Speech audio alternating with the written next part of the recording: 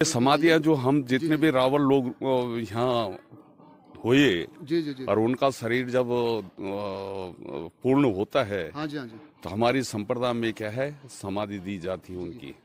क्या ये सही बात है कि यहाँ के लोग केदारनाथ नहीं जाते हैं? इसके पीछे का क्या कारण है? आप लोग बताने की कोशिश करोगे हमारे ऑडियंस को? थोड़ा जोर से बोलना प्लीज, आपकी आवाज़ थोड़ा कम आ रही है। बिल्कुल पहले जो है ये एक किंवदंती है जी, कि जी। लोग जो है केदारनाथ नहीं जाते हैं। जी जी। और भगवान भोलेनाथ यहाँ पर अपने संपूर्ण परिवार के साथ विराजमान रहते हैं। साथियों, पहाड़ों की दुर्गम सड़कें इस सफर को और भी ज्यादा रोमांचकारी बना रही हैं। जी जी जी।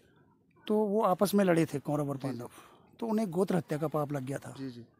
अपने भाई को मारकर उनको गोत्र हत्या का पाप लग गया था। तो उन्होंने वेद व्यास जी से जाके पूछा कि ये जो गोत्र हत्या का जो हमें पाप लगा है, इससे मुक्ति हमें कैसे प्राप्त होगी। जी जी जी। तो वेद व्यास जी ने उन्हें जो है हिमालय क्षेत्र में जाने के लिए कहा और वहाँ पर भोलेनाथ के दर्शन करने के लिए बोला। जी जी। यूपी के जो सीएम है योगी आदित्यनाथ, वो भी नाथ वो भी नाथ संप्रदाय से। आप मतलब उन्हीं के मतलब। हाँ, उसी इसमें आते जी जी। हैं। यहाँ भी सतनाथ पंथ के रहते हैं। जी जी जी। नमस्कार साथियों, मैं आपका जी मित्र रवि सिंह भंडारी एक बार फिर से आप लोगों के सम्मुख अपने नए ब्लॉग के माध्यम से।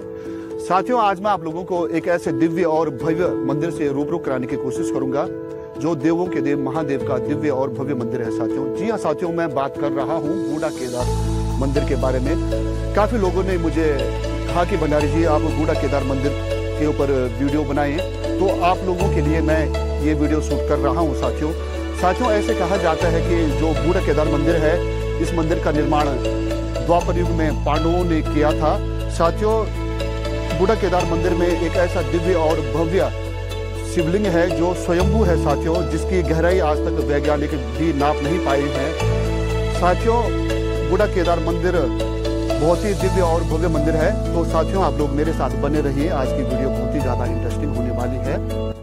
साथियों, आप लोग बूढ़ा केदार के दर्शन कैसे कर सकते हो? साथियों, देवप्रयाग से मात्र 102 किलोमीटर की दूरी पर स्थित है साथियों बूढ़ा केदार मंदिर, और टिपरी से मात्र 64 किलोमीटर की दूरी पर स्थित है साथियों बूढ़ा केदार मंदिर। साथियों, आप यहाँ का खूबसूरत प्राकृतिक सौंदर्य देख पा रहे होंगे। साथियों, ये है हिंदुस्तान का सबसे ऊंचा बांध, टिहरी बांध। साथियों, पहाड़ों की दुर्गम सड़कें इस सफर को और भी ज्यादा रोमांचकारी बना रही हैं। साथियों, ये नदी चीख चीख कर कह रही है कि यहाँ का सौंदर्य अपने आप में अद्भुत है, अपने आप में अकल्पनीय है। साथियों, हमारे पहाड़ों की पल खाती हुई सड़कें तो देखिए आप। हर हर महादेव। तो फाइनली गाइस, आज का सफर बहुत ही ज्यादा लंबा था और फाइनली मैं पहुंच चुका हूँ देवों के देव महादेव की नगरी बूढ़ा केदार में साथियों।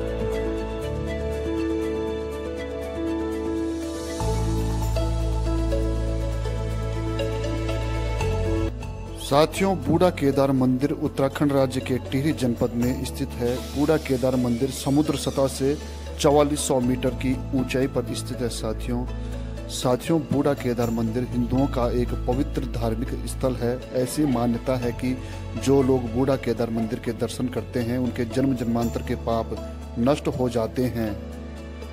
साथियों, ये आप लोगों को बूढ़ा केदार के प्रांगण में ये मंदिर नुमा सेब दिखाई दे रही होंगी। साथियों, ये उन साधु महात्माओं की समाधियां हैं जिन्होंने यहाँ पर घोर तप किया और देवों के देव महादेव की तपस्या की और अंत में भोलेनाथ में विलीन हो गई।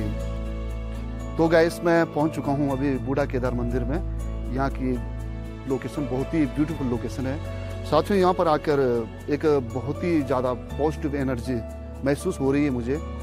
साथियों, आप लोग देख पा रहे होंगे मेरे कैमरे के माध्यम से, ये यहाँ पर टोटल ये समाधि हैं साथियों। जो जो पुरोहित, जो पंडित लोग इस मंदिर में पूजा अर्चना करते थे, पूजा पाठ करते थे, भगवान भोलेनाथ की सेवा करते थे, ये उन्हीं लोगों की ये सारी समाधियाँ गाइस। कोई समाधि 500 साल पुरानी है, तो कोई 1000 साल पुरानी है, तो कोई कम से कम 700 साल पुरानी है। इसमें जो सबसे जो नई समाधि होगी वो भी कम से कम 300 या 400 साल पुरानी समाधि होगी साथियों। बूढ़ा केदार मंदिर का अपना एक उज्जवल इतिहास रहा है साथियों। ऐसे कहा जाता है कि जिस टाइम पर द्वापर युग में जब महाभारत का युद्ध हुआ था, उस टाइम पर कौरवों और पांडवों के बीच में जब भयानक युद्ध हुआ था और पांडव जब युद्ध जीत गए थे और उसके बाद पांडवों को ब्रह्म हत्या और कुल हत्या का पाप लगा था, उस पाप को धोने के लिए पांडवों को भगवान श्री कृष्ण ने कहा था कि आप भोलेनाथ की शरण में जाएं, आपको सिर्फ भगवान देवों के देव महादेव ही क्षमा कर सकते हैं, माफ कर सकते हैं। थोड़ा इधर भी कैमरा लगाने की कोशिश करिए। तो भगवान श्री कृष्ण ने पांडवों को कहा था कि आप लोगों को भगवान भोलेनाथ ही क्षमा कर सकते हैं, क्योंकि पांडवों को पाप लग गया था ब्रह्म हत्या और कुल हत्या का। और पांडव उसके बाद वेदव्यास जी के पास गए और उन्होंने, वेदव्यास जी ने कहा कि आप लोग भगवान शंकर की शरण में जाइए, वही आप लोगों को माफ कर सकते हैं। तो उसके बाद पांडव भगवान भोलेनाथ की खोज में जगह जगह विचरण करने लगे, जगह जगह घूमने लगे। थोड़ा इधर भी घुमाने की कोशिश करिए कैमरे को। जगह जगह विचरण करने लगे, जगह जगह घूमने लगे। और इस जगह पर बूढ़ा केदार में भगवान शिव ने पांडवों को वृद्ध रूप में दर्शन दिए। साथियों, बूढ़ा केदार मंदिर में एक शिवलिंग है जो स्वयंभू है। साथियों, स्वयंभू का मतलब होता है साथियों की स्वयं से उत्पन्न। साथियों, अब मैं आप लोगों को कराने वाला हूँ भगवान भोलेनाथ के दिव्य शिवलिंग के दर्शन। ओम त्र्यंबकम यजामहे सुगंधित पुष्टिवर्धनम उर्वारुकमिय बंधनान मृत्यु मुक्षय मामृताद। साथियों, ये है वो दिव्य और भव्य शिवलिंग जो स्वयं से उत्पन्न हुआ है, जिसे स्वयंभू कहते हैं। साथियों, इस दिव्य और भव्य शिवलिंग पर भगवान भोलेनाथ के चमत्कारी पांवों के निशान उपस्थित हैं और भगवान भोलेनाथ यहाँ पर अपने संपूर्ण परिवार के साथ विराजमान रहते हैं। और इसके अलावा इस दिव्य और भव्य शिवलिंग पर 5 पांडवों के अलावा माता द्रौपदी की आकृतियाँ उकेरी गई हैं। साथियों, यहाँ पर हल्का सा अंधेरा है आज, क्योंकि यहाँ पर लाइट की व्यवस्था नहीं है, लाइट जा रखी है, इस वजह से मैं आप लोगों को संपूर्ण दर्शन नहीं करा पा रहा हूँ। साथियों, तो आप लोग इस दिव्य और भव्य शिवलिंग के दर्शन करिए और अपने संपूर्ण मनोरथ सिद्ध करिए। हर हर महादेव। साथियों, मेरे साथ रावल शंभुनाथ जी हैं जो इस मंदिर के पुरोहित हैं। तो स्वागत है रावल जी आपका मेरा यूट्यूब चैनल में। तो रावल जी, आप थोड़ा हमको जानकारी देने की कोशिश करोगे इस मंदिर की क्या महिमा है और हमारे हिंदू धर्म में इस मंदिर की क्या क्या विशेषताएं हैं। आप थोड़ा 2 शब्द बोलने की कोशिश करिए और यहाँ पर जो ये समाधियाँ हैं इनके बारे में भी थोड़ा जानकारी देने की कोशिश करें। जी आप बोलिए। मैं सबसे पहले जी आप लोगों को बाबा की ओर से हार्दिक शुभकामना और धन्यवाद देता हूँ। हर हर महादेव। जी यहाँ जो है जी बाबा का जो स्थान है, जी थोड़ा जोर से बोले, आप थोड़ा आवाज कम आ रही होगी। अच्छा जी यहाँ जो भगवान का जो स्थान है, जी 4 धाम के मध्यस्थ में, जी 5 पर्वतों के सानिध्य में, जी और 2 गंगों के जी बीच में जी पूर्ण परिवार से साकार और निराकार रूप में जी थोड़ा इधर प्रकट हैं। जी पंडित जी, जो ये यहाँ पर ये जो इतनी ये समाधियाँ हैं, इन समाधियों का क्या महत्व है? ये समाधियाँ मतलब ये समाधियाँ जो हम जितने भी रावल लोग यहाँ हुए जी और उनका शरीर जब पूर्ण होता है, हाँ जी तो हमारी संप्रदाय में क्या है, समाधि दी जाती है उनकी। जी ये समाधियाँ कितनी पुरानी होंगी? इनका मतलब कोई वो बहुत पुरानी है, बहुत पुरानी होंगी नहीं? वो सती समाधि है, वो सामने सबसे बड़ी चीज है। इधर हाँ, ये सबसे बड़ी। आ गया जरा। अच्छा, ये यहाँ पर ये सती समाधि है। ये सती समाधि है। जी इससे पुरानी समाधियाँ सब कभी परिसर टूट गए तो सब उस पे निकल गई, बहुत पुरानी। तो रावल जी, मैं आपसे एक क्वेश्चन और करना चाहता था। थोड़ा गैस आप लोग थोड़ा देखने की कोशिश करिए। रावल जी का कान छिदे पड़े हैं, तो ये आप लोगों के जो ये कान छिदे होते हैं, इसका क्या महत्व होता है सर? ये जो है, जी जैसे राजा भर्तृहरि ने हाँ जी प्रतिज्ञा की थी हाँ जी कि बोलो मैं वो भेंक लूंगा जी जिस भेंक को संसार सभी न ले पाए। जी बिल्कुल। क्योंकि वो गोरक्षनाथ जी के भगवान गोरक्षनाथ जी तो वो शिव का अवतार है। जी और उन्हीं के शिष्य हुए वो। जी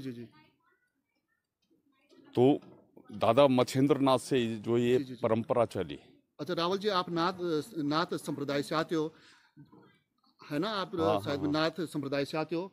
यूपी के जो सीएम है योगी आदित्यनाथ, वो भी नाथ संप्रदाय से। आप मतलब उन्हीं के मतलब? हाँ, उसी इसमें आते हैं। जी यहाँ भी सतनाथ पंथ के रहते हैं। जी हाँ, तो रावल जी, आप लोग थोड़ा बताने की कोशिश करिए इस मंदिर की महिमा क्या क्या है। अगर यहाँ पर भक्तगण यहाँ पर आते हैं, यहाँ पर दर्शन करते हैं तो यहाँ भगवान का जो स्थान है, जी जी जी ये तो पूर्ण परिवार, मैंने आप लोगों को दर्शन भी करवा दिया। जी जी जी जी और ये दो गंगा है, जी जी, ये धर्म गंगा और बाल गंगा। धर्म ऋषि ने तपस्या की, धर्म गंगा प्रकट हुई। बाल खिल्ली सतोपन से बाल खिल्ली ऋषि ने तपस्या की तो बाल गंगा प्रकट हुई। धर्म प्रयाग के नाम से दोनों गंगाओं का संगम है। तो रावल जी, आपसे एक क्वेश्चन और मैं पूछना चाहता हूँ। ऐसे कहते हैं कि जो लोग बूढ़ा केदार के हैं वो केदारनाथ नहीं जाते हैं। हाँ, परंपरा से क्या कारण है इसके पीछे? परंपरा से ये है, जी जी परंपरा से ये माना गया जी जी कि भगवान जब पांडवों को जो गोत्र हत्या का पाप लगा था, जी जी जी गोत्र हत्या और ब्रह्म हत्या का पाप लगा था, तो उस समय जो है भगवान ने पांडवों को जो है दर्शन न देने के लिए जी जी यहाँ वृद्ध रूप धारण किया, इसलिए यहाँ का नाम जो है बूढ़ा केदारनाथ पड़ा। जी जी जी जिस रूप को पांडव पहचान नहीं पाए, जी जी जी जब पांडव पहचान नहीं पाए तो पांडव स्वर्गारोहणी को निकले। यहाँ से स्वर्गरोहणी ये है, अच्छा, ये सामने ये स्वर्गरोहणी का रास्ता है। यहीं से होते हुए पांडव केदारनाथ के लिए गए थे। स्वर्गारोहणी हर जगह है, जी, जी, हर धाम में है। हाँ जी हाँ जी परंतु जैसे पांडवों को पहले 12 साल का वनवास, 1 साल का ज्ञातवास, वो सब उन्होंने नीचे पूर्ण किया। पूरे भारतवर्ष में पांडवों के 5 चिन्ह मिलते हैं। जी जी जी आखिरी में जब युद्ध कौरव के द्वारा उनके ऊपर थोपा गया तो उनके द्वारा जो है कौरव सेना और पांडव वो सब परिवार के थे, गुरुजन थे उनके। जी जी जी तो उनको फिर हिमालय में, तो पूरे हिमालय में जो है उत्तराखंड में भी उनके पद चिन्ह मिलते हैं। जी जी जी तो उन्होंने भ्रमण किया हाँ हाँ हाँ केदारनाथ में। यहाँ से भगवान जब उनको दर्शन न देने के लिए भगवान ने अपने में विचार किया है कि पांडव तो पीछा छोड़ेंगे नहीं, क्योंकि इनको वेद व्यास का निर्देश है कि भगवान के दर्शन जब तक तुम्हें नहीं होंगे तो तब तक तुम जो है जन्म जन्मांतर तक दुखी रहोगे। तो भगवान छिपने के लिए सतोपंथ निकले। केदारनाथ को सतोपंथ के नाम से जाना, पर केदार बाद में पड़ा उसका नाम। जब भगवान ने वहाँ पांडवों को लीला दिखाई, वो तो वहाँ क्या है कि पृष्ठ बहा गए, जी जी जी जी जिसका शेष पशुपतिनाथ गया। जी जी यहाँ पूर्ण स्वरूप आकार है, पूर्ण रूप है, जी जी जी पूर्ण परिवार सहित है। इसीलिए जो है वहाँ जो है हम इतना महत्व इसीलिए नहीं रखते हैं कि परिवार वाले, हमें दोष लगता है, गांव वालों को दोष बन जाता है। ये कहने का मतलब ये है कि मतलब जो आप यहाँ के लोग हैं, जो बूढ़ा केदार के जो लोग हैं, हाँ, क्षेत्र के जी, जो बूढ़ा केदार क्षेत्र के जो लोग हैं वो यहीं पर भगवान भोलेनाथ के दर्शन कर लेते हैं और उनको वहाँ पर जाने की जरूरत नहीं पड़ती है। साथियों, बूढ़ा केदार मंदिर बाल गंगा और धर्म गंगा के तट पर स्थित है। किसी टाइम पर यहाँ पर 5 नदियों का समावेश होता था, जो आज सिमट कर सिर्फ 2 ही नदियाँ यहाँ पर रह गई हैं।